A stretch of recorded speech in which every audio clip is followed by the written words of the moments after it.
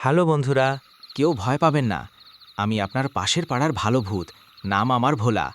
আজ আমি আপনাদের নিয়ে চলেছি এক গোপন জায়গায়, পুরনো কবরখানার গল্প শোনাতে। চলুন তবে, এটা সেই। পুরানো কবরখানা। এখানে শূন্যতা, রহস্য আর স্মৃতির ছায়া ঘোরে। রাতে এখানে যারা আসে সে কথা থাক, এবার যাওয়া যাক আমার প্রিয় থাকার জায়গা, বাঁশবাগানে। রাতের আধারে চাঁদের আলোয় বাঁশ ছাড় কেমন আলো আধারিতে ভয়ঙ্কর লাগছে। আমি এখানেই থাকি, কিন্তু আজ কিছু অন্য রকম মনে হচ্ছে। আচ্ছা, একজন ভূত বন্ধুর ইন্টারভিউ নিলে কেমন হয়? চলো তবে। আচ্ছা ভূত বন্ধু ঘণ্টুদা, আপনি তো 1857 থেকে এখানে ঘুরছেন। বলুন তো, এই মানুষগুলো আজকাল এত সাহস পায় কোথা থেকে? কি আর বলবো বন্ধু, এই মানুষের বাচ্চাগুলোর একটুও ভয় ডর নেই। তাই তো তারা যখন তখন আমাদের নিয়ে ঠাট্টা তামাশা করে।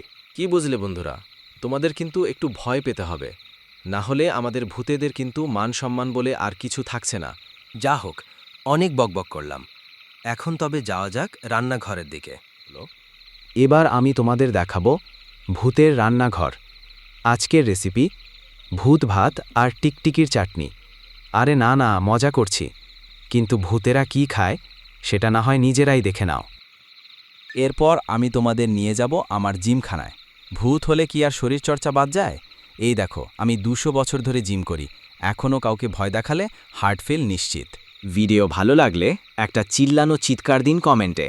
আর হ্যাঁ, সাবস্ক্রাইব না করলে রাতে আমি আসব।